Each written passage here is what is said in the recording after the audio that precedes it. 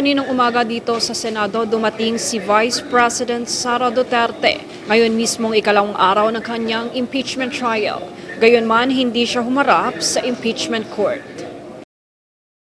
Ayon sa kanyang abogado na si Attorney Michael Poa, ang pagpunta ng Vice Presidente ay para lamang sa isang pribadong pagpupulong kasama ang kanyang mga legal defense team.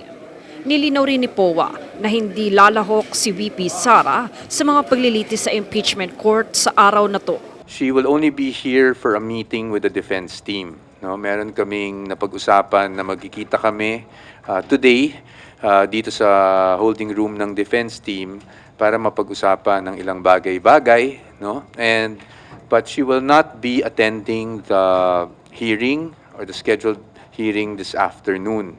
Ayon naman kay impeachment spokesperson Reginald Tongol, hindi kinakailangan na personal na humarap ang bise dahil nire-representa naman siya ng kanyang mga abogado sa korte.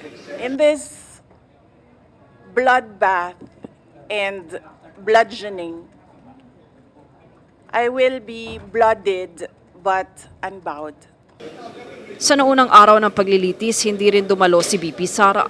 Bagaman nananawagan ng House Prosecution Panel na harapin niya ang mga paratang laban sa kanya. Samantala, binigyan din ni House Prosecution Spokesperson Representative Rene Co na hindi sapat ang pagdalo o pagpunta sa Senado kung hindi masasagot ang mga isyong binabato sa Vice Presidente. So the public is not interested in that status update. The public is interested in evidence. The public is interested in her answers to the long-standing questions 2 years nang tinatanong ng taong bayan.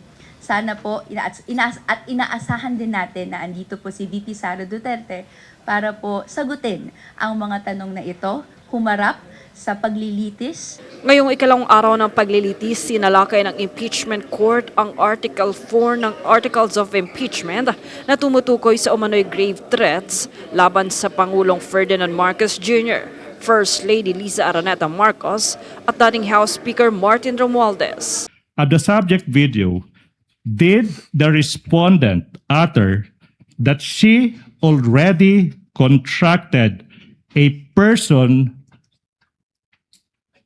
to kill? Objection, Your Honor. Oh, wait. Allow the counsel to finish his I'm not yet question. done. Relax. To kill the President, the First Lady, and the former Speaker of the House. Humarap din bilang testigo ang dalawang opisyal ng National Bureau of Investigation. Habang inihayag ng depensa na kwenestyon nila ang mga testimonya. Kaugnay nito, hiniling din ni Senator Judge Panfilo Ping Lacson ang paglilinaw sa pasya ng presiding officer na si Senador Francis Chis Escudero hinggil sa bilang ng mga botong kailangan upang mahatulan ang respondente na anila ay maaaring pasyahan din ng hukuman kung kakailanganin. Samantala, sa susunod na araw, inaasahan na ang prosecution ay magpapatuloy ng paglalahad ng mga karagdagang ebidensya. Jade Buhoy, nag-uulat para sa Golden Nation Network.